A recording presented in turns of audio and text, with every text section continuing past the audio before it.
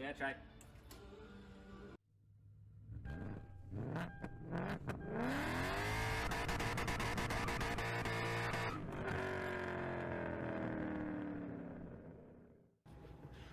Hey, what's up everybody? This is No Traction Faction. Give us a like, follow, subscribe if you like what we're doing. Today I'm going to be talking about my 240Z build. So actually I hadn't even seen an S30 chassis Z car until 2019. I was just kind of looking around at some used vehicles. There was this lot that had a blue 1977 280Z.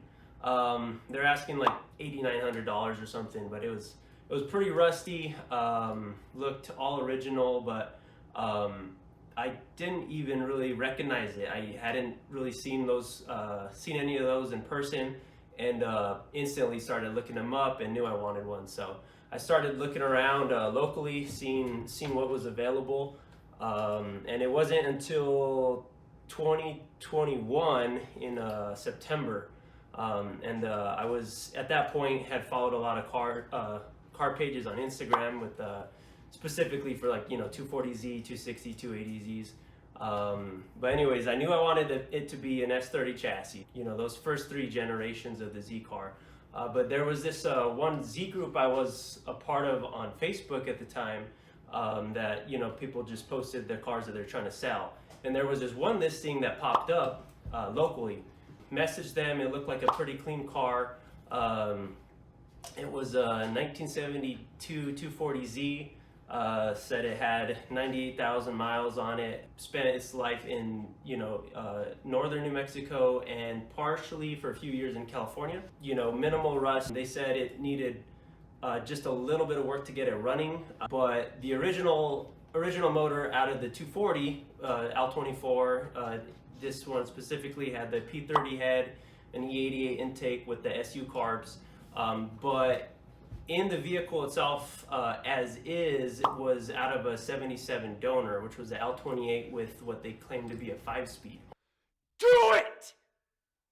Just do it! I drove up the next day to go check this car out with one of my buddies. He brought his truck and trailer. We drove up, and yeah, the car honestly looked to be in pretty good condition. And as I said, it had quite a few different parts that they were including in with the purchase. So I mean, for $4,500, which is what they were asking, included the original L24 motor, L28. It had a L26 block, it had a couple of transmissions, and then a whole bunch of various components from the other donor vehicles. So I guess that was one of the benefits of this listing, was that there were a lot of parts that came with it. So immediately I knew I was going to want to do a resto mod, and that was one of the reasons why I was originally looking for a 280Z as opposed to the 240, 260, was I knew I was wanting to do a wide body, and I wasn't sure if I wanted to cut into a 240Z, but the opportunity came about, and yeah, I just had to go for it. It had a lot of parts I could sell, pull off the original vehicle. But yeah, so we went, checked it out, picked it up, I bought it, we drove it back down, and we brought it to the shop, and we wanted to see if we could get it running. So the main thing that it needed was the fuel pump wasn't in the vehicle. But they said that they believed it should run once the fuel system was up and running. So anyways, we try to get it running. Ready? Yeah, try. That sounds great. Try. Are we sure the key, the ignition's hooked up? Well, right now you don't even have it sounds like starter. something's clicking. Yeah, you got something clicking. Okay. Turns out that there was a starter issue. The starter seemed to have gone bad. We played with it for a little bit. Instead of buying a new starter, testing it out, seeing if we get it running like that, and then finding other issues, we decided to just rip everything out. So we started tearing it apart, started gutting the vehicle, cataloging the things that I wanted to sell versus wanted to keep. A lot of the larger things I knew that I probably wouldn't need, so we started listing those, try to get those sold. But yeah, we took everything out. Glass, all the glass was good except for the front windshield. Had a little crack in it, and then we kind of just shattered it, trying to remove it.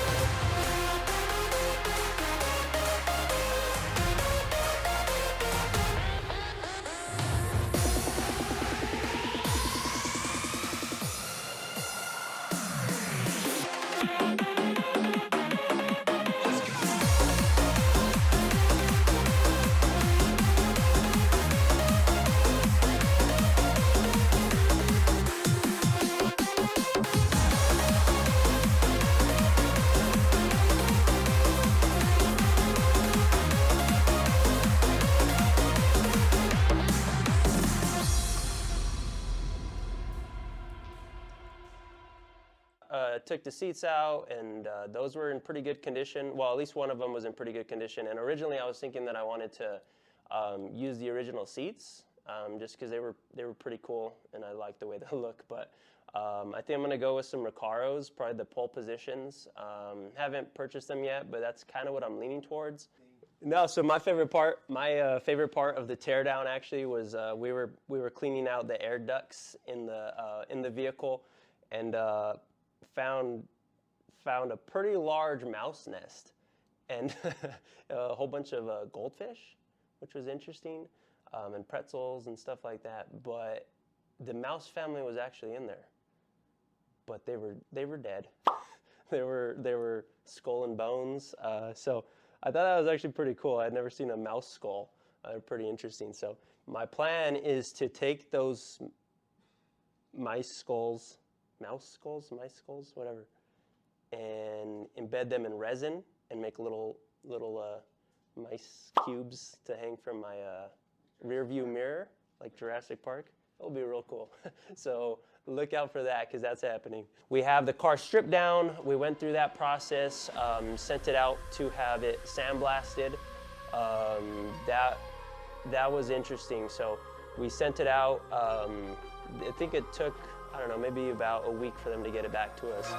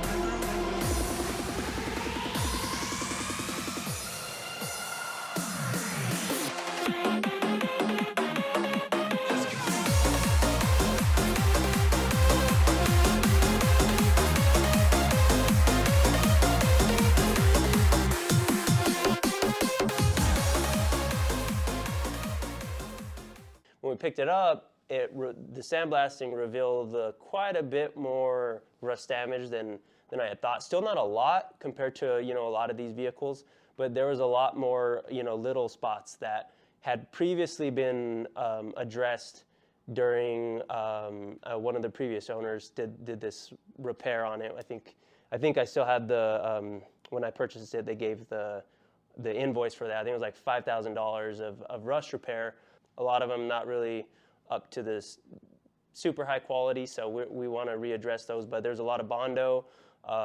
One of the doors, they had drilled out a whole bunch of holes to reform it, which is going to be would be pretty difficult for us to go in and fill all that. So the other areas with some damage are the rear quarters, right around the wheel well. Luckily, because we're going to be going with a wide body, some fender flares, we'll be cutting the majority of that anyways. So I think that shouldn't be too big of an issue. And then the other ones are a little bit on the both doors, the front fenders, and then the main areas would be the floor pans. So we'll get all that repaired. Some other, first things we'll be doing is addressing body damage and body repairs. We'll definitely be cutting out the spare wheel well, putting in a fuel cell of sorts. Haven't chosen one yet, but we'll be underneath where the wheel well was. So we'll replace that so it fits a little bit more seamlessly. Basically, originally what I was looking for out of this car was like a fun weekend cruiser. I didn't know exactly what I wanted in it. I just knew it needed to be a manual transmission and more power than stock. So I originally was thinking the car's a super light vehicle. So I think they're about 2,400 to 2,600 pounds stock, maybe even a little lighter. I don't remember the exact number, but yeah, I was thinking like 300, 350 horsepower would be plenty on this car for what I was wanting. But what we did is we kind of looked at, okay, we try to analyze, costs versus performance and power, just figure out exactly what made the most sense for this build. We were considering going with an RB, 2JZ, stuff like that, which most people prefer to keep it, Japanese, Japanesey. But we also considered, some American muscle. So your Chevy 350, Alice engines, stuff like that. And then, of course, the other option would be to go with something in the Z family, so like the VQ. So, some people do the VQ out of like a 350Z or even out of a 370Z. Yeah, I thought that was going to be a good option. Almost pulled the trigger on a VQ 37 HR.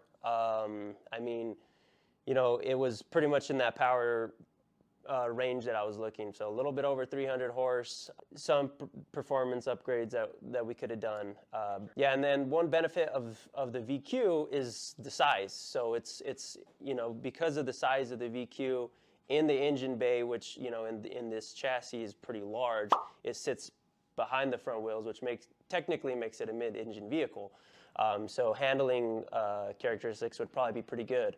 So that was one option that we were looking at, and it was looking like a high contender. So what we did is we tried mapping out all of these different, pros and cons of each of these different possibilities. It was really hard to neglect the fact that the LS swap made the most sense. Now a lot of people have come to that conclusion, but that's kind of what all of the numbers that we were looking at was leaning towards, that cheapest, most reliable power.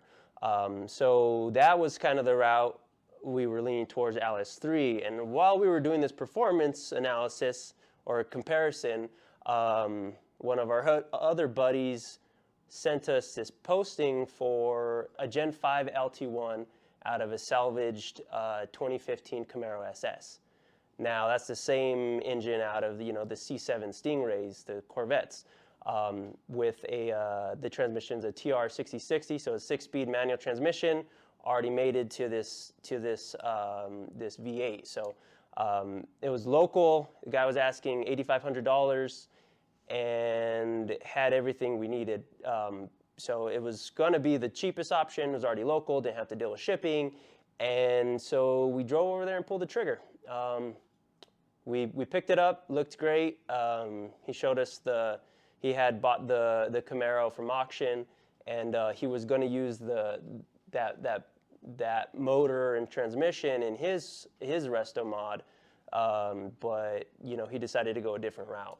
So we purchased it, brought it over here. Everything looks good, and that's pretty much where we're at. So that's one of the cool things about going with the Gen 5 LT1 is it's pretty uncommon for this chassis. Honestly, I haven't really seen someone doing an LT1 swap on these, at least a Gen 5 LT1. But there's definitely going to be some challenges because of that.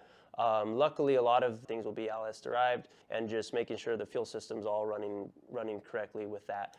So looking into those different things and what type of ECU we're going to need to handle to control this, and those are the types of things that we'll be diving into, and really mapping all that out, and hopefully documenting all of the different things that we need to accomplish to really make this happen along the way, since it isn't a super common swap in these cars. So we're going to try to do a lot of custom components. One thing specifically, lights, probably do some custom lights potentially, and then interior wise, probably some digital dashes and stuff of that sort. So as we were going through the process of doing this, starting off with the 240Z, we had an interesting opportunity come our way, and that's kind of why John just appeared. Yeah, so helping him tear apart his Z car, I got a little jealous. It's kind of a dream JDM car. Even before he bought his car, I've been looking around and wanted him one, but they're a little hard to get, hard to find, a little expensive, and then I just kind of forgot about it until he picked his up, and then I was kind of thinking about it, searching around, and didn't know if I was going to pull the trigger on one, but I got a call from a buddy that he needed to sell his Z car that he's had since I think he was 16, and he was going to turn into a full-fledged race car, and he needed to sell, and was just offering it to us before he put it on the market, and I decided to pull the trigger on that. I ended up with a 1973 260Z. It came with a RB25 det, and the 5-speed transmission that came with those in the R30 33s, I believe, and then an R200 differential. So the driveline was almost there. Everything was gutted out of it though, so it's gonna be a lot of work, but we have a twin build going on basically. So since it's an early 260Z 1973 production year, it shares a lot of the same parts. The frame and chassis is almost the same. Yeah, exactly. I mean, that's what's kind of cool about the 260s is they were really only released here for 1 year, so a little bit harder to find. And I mean, the cool thing about yours is from what we've seen on the surface value, you know what I mean, there's not as much rust damage as mine. Yeah, it's pretty clean. Certainly desert and garage kept its whole life. Yeah, so at that point, I had already decided that I wanted to go with the American V8. So, and that's obviously the thing that purists will say, "Oh no, don't do that. You're going to ruin that car." And then here comes this 260 build with the RB, which is what everyone says. Oh no, you should do an RB. So now we have these two very different builds that we're going to do in parallel. Which will make a pretty interesting. We have the thing everyone doesn't want you to do and the thing everyone wants you to do. So it's almost like the devil versus the angel type thing. So good versus evil. Good versus evil. But they harmonize. They come together. So the cool thing about us going these different directions with the performance side of the vehicle. Aesthetically and the way really the way we want these cars to look, it's going to be very similar, but one main difference is we're going to go different color options, so that contrast will be there between the light versus dark approach. So but besides that, a lot of the we're going to try to not duplicate efforts. So a lot of the custom work that we're going to do for mine will translate into his and his into mine, and make sure that we're not really wasting efforts. So overall, they're going to, in many ways be very similar, but be completely different cars. So that's one thing that we're both excited about. I mean, I think both of us are wanting something that we could, enjoy on the streets on the weekends, or, cruise around in, but also maybe take to the track. Yeah, and for example, when we started thinking about putting the V8 into his car, we just looked at that skinny little frame and started to worry. So, yep. He started specking out upgraded suspension and braces, Weldon braces, bolt-in braces, roll cage braces, and from that effort, I basically piggybacked off that, and I'm going to do the same thing to my car just to upgrade that to current standards, both from a safety perspective and a performance perspective. Well, so my friends were going to make fun of me if my build couldn't make the same power as his LT1 build. So I'm going to try to build the RB for power. There's a lot of issues that come with that, especially in the RB platform, but it's doable. You just got to be willing to put in the time, energy, and money, of course. So I'm aiming for almost the same horsepower. Obviously the torque's going to be different, but they should be both pretty wild rides.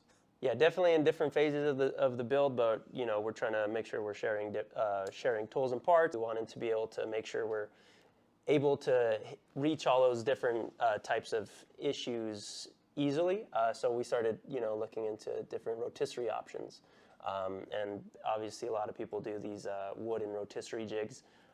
So that's one thing we'll go into, but we started that, built one. It's on my 240Z, works great. But we'll get into that in another episode. Yeah, so I don't personally, I don't think I've ever seen that. One group doing two, you know, side-by-side builds from different directions. So I think that's going to be pretty interesting. And if that is of interest to you, seeing this, you know, American muscle devil versus this Japanese angel type situation, like, subscribe, follow us, check out our social medias. Those will be down below in the description. So yeah, feel free to give us comments if you know, if there's anything you do want to see in these builds, if there's anything you're looking forward to, what you want documented, or what types of videos you want released, let us know. But like we said, we're No Traction Faction and trying to bring you some pretty cool builds. Ninja Turtle handshake. They only have 3 fingers. Yes. It's pizza time. Pizza time, baby. We'll catch you guys later. Bye.